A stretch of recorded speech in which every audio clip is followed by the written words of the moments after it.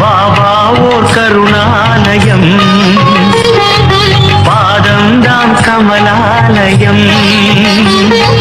பாபா ஓர் கருணாலயம், பாதம்தான் கமலாலயம். சாயப்பா உறவுகள் அனைவருக்கும் வணக்கம். சாயப்பா மேல் நம்பிக்கை வைத்து அவரை நினைத்துக் கொண்டிருக்கும் உங்கள் அனைவரின் வேண்டுதலையும் சாயப்பா நிறைவேற்றுவார். நல்லதையே நினைப்போம், நல்லதே நடக்கும் என்றும் சாயப்பாவின் அருள் உங்களுக்கு இருக்கும். நம் மனதிற்கு இதமான சாயப்பாவின் இன்றைய அருள்மொழியை கேட்போமா? அன்பு குழந்தையே, வெற்றிக்கு நடுவில் இடையூறாக உன் வாழ்வில் இந்த சிறு சறுக்கல்கள் தோன்றுகிறது. அது உன் மன வலிமையை சோதிப்பதற்கே நடத்தப்படுகிறது. அந்த நேரத்தில் மன வலிமையுடன் நீ போராடி அதற்கான துணிச்சலை கொண்டு அவற்றுக்கு வரும் தடையை நீ எதிர்த்து பொறுமையும் நிதானத்துடன் கூடிய நம்பிக்கையுடன் செயல்பட்டால் அகிலமே உனக்கு கிடைத்த வெற்றி என்பதை போன்ற உணர்வை நீ அடைவாய். உனக்கு வரும் கஷ்டங்களால் அந்த நேரத்தில் மனசுமை அதிகமாகத்தான் தெரியும். ஆனால் நீ மனம் தளராது நின்றால் எல்லாம் வெற்றியே. அது உனக்கு கஷ்டத்தையும் பிரச்சனைகளையும் கொடுக்கும். நீ நடுவில் நிர்கதியாய் நிற்பதை போன்று உணர்கிறாயா?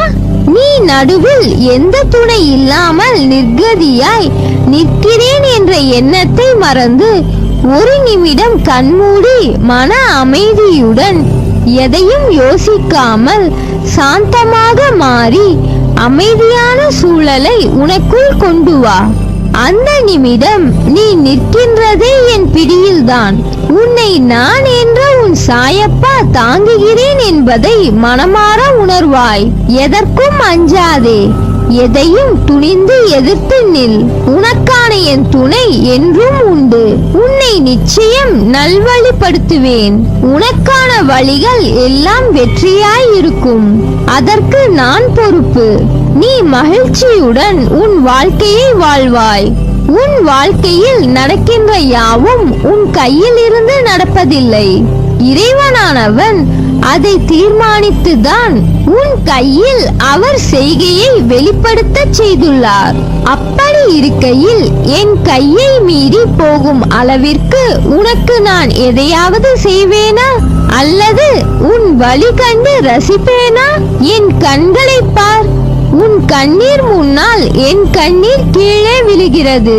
எனக்கு ஒன்றும் தெரியாது, என்னால் இயன்றதை செய்துவிட்டேன், அதற்கான முடிவை நீங்கள் பார்த்துக் கொள்ளுங்கள் என்று உரிமையுடன் சொல்லும் வார்த்தைகள் தான் உன்னை எப்போதும் மேலோங்க வைக்கும். ஓடுகின்ற ஆறுக்கும் அலைகின்ற கடலுக்கும் விழுகின்ற அருவிக்கும் வித்தியாசங்கள் இருக்கிறது. நிறங்கள் வேறுபாடு, தண்ணீர் தன்மை வேறுபாடு. அப்படி இருக்கையில் உன் வாழ்க்கையில் உள்ள நிலைக்கும் அதன் காலத்திற்கும் ஏற்றவாறு ஒவ்வொன்றும் மாறும். எல்லாம் நல்லதற்கே என பார்க்கும் மனமும் இன்பமும் துன்பமும் ஒன்று என பார்க்கும் மனக்கண்ணும் பொறுமை நம்பிக்கை என இரு கைகளும் இவை உன் வாழ்வில் இருந்தால் அமைதியும் நிம்மதியும் வசந்தமாய் வீசும். மாறுதலுக்கான நடைமுறைகள் தொடங்கிவிட்டது. நீயும் மனதளவில் உன்னை தயார் செய்து கொள். புதிய வாழ்க்கைக்கு என் பாசமும் என் அருளும் என் அன்பும் என் உயிரும் என் மூச்சும் என் பிள்ளையான உனக்கே தருகிறேன். என் முழு மனதில் இடம் பிடித்து என் அருளும் ஆசையும் உனக்கு உண்டு. அதனால் நீ எதற்கும் பயப்படாதே, கலங்காதே. உன்னில் நிச்சயம் வெற்றி என்ற தீபத்தை ஏற்றுவேன். நீ உன்னில் பார்க்கும் அனைத்துமாய் அகிலத்தின் ரூபமாய் உனக்கு நான் இருப்பேன். வாழ்க்கையில் கடினமான நேரம் என்பது எல்லோருக்கும் வரத்தான் செய்யும். அதற்காக சோர்வடைந்து இந்த வாழ்க்கையே வேண்டாம் என்று நினைத்தால் பூமியில் ஒருவர் கூட இருக்க மாட்டார்கள். இருளில்தான் மின்மினி பூச்சியின் வெளிச்சம் நமக்கு தெரியும், பகலில் தெரிவதில்லை. அதே வெளிச்சம் என்ற சந்தோஷமான நேரம் வாழ்க்கை அழகாக இனிமையாக இருக்கும். ஆனால் வாழ்க்கையின் பதிப்பை வெளிச்சத்தில் நீ உணர மாட்டாய். இருளில் அலைந்து அதை நீ உணரும் போதுதான் வாழ்க்கை என்ற ஆத்ம வெளிச்சம் என்ன என்பதை நீ உணர்வாய். வாழ்க்கையில் உன் மனதிற்கு பயம் தோன்றும் நேரம் உன் எதிர்மறை எண்ணங்கள் மட்டுமே வாழ்க்கை என நினைத்து அதன் பொறுப்பை நினைத்து அது சரியாக நடக்குமா என பயம், அதுவே உன் வேலையில் தடங்களை ஏற்படுத்துகிறது. இனிமேல் பயப்படாதே. உன்னை தேடி வந்த வாய்ப்புகள் எல்லாம் உனக்கு நான் உன் சாயப்பா கொடுத்த வாய்ப்புகள். அதை நீ மனதார ஏற்றுக்கொள். நிச்சயம் அதில் நீ வெற்றி பெறுவாய். உனக்கான வாயிற்படியை நான் உனக்கு கொடுத்து விட்டேன். அதில் பயணிக்க நீ தயாராக இரு. உனக்கான பக்கபலமாய் உன் கையை பிடித்து உனக்கான வாழ்க்கையை பிரகாசமாக ஆக்குவேன். என் பரிபூர்ண அருளும் ஆசீர்வாதங்களும் அன்பும் அருளி சிறப்படைய வைப்பேன். நீ எல்லா செல்வ வளங்களையும் பெற்று நீ சீராக வாழ்வாய் என் பிள்ளையே. உன் மனம் எப்போதும் இறந்த காலம் அல்லது எதிர்காலம் பற்றியே சிந்தித்துக் கொண்டிருக்கிறது. அதனால்தான் உன்னால் நிகழ்காலத்தில் நிம்மதியாக வாழ முடியவில்லை. வாழ்தல் என்பதே இந்த நொடியில் நீ செய்திடும் செயலை பொறுத்தே உள்ளது. நீ உன் வாழ்வில் சகல வளங்களையும் பெற்று சீரும் சிறப்புமாய் வாழ வேண்டுமானால் சிலவற்றை நீ பின்பற்ற வேண்டும். உனக்கு தெரியாத ஒன்றை பற்றி எனக்கு தெரியும் தெரியும் என்று மற்றவர்களிடம் காட்டிக்கொள்ளாதே. மேலும் அதை கடைசி வரை தெரிந்து கொள்ளாமல் இருப்பதும் மிகப்பெரிய முட்டாள்தனம். சூழ்நிலையை உருவாக்க சமாளிக்க தெரிந்து கொள். ஏனெனில் எந்த சூழ்நிலை ஆயினும் அதை கையாள தெரியவில்லை என்றால் உன்னால் தோல்விகளை தவிர்க்க முடியாது. உன் வெற்றிக்கு நீ மட்டுமே காரணம் என்றும், ஆனால் அதே தோல்வியுற்றால் அதற்கு பிறரையும் மற்ற சூழ்நிலைகளையும் காரணம் காட்டுவது மிகப்பெரிய தவறு. வாழ்க்கையில் நிம்மதி மகிழ்ச்சி உனக்கு வேண்டுமெனில் வாழ்க்கையில் உதவிய அனைவருக்கும் அன்பையும் நன்றியையும் வெளிப்படுத்து. இந்த மனநிலை உனக்கு நிம்மதியை அள்ளித்தரும்.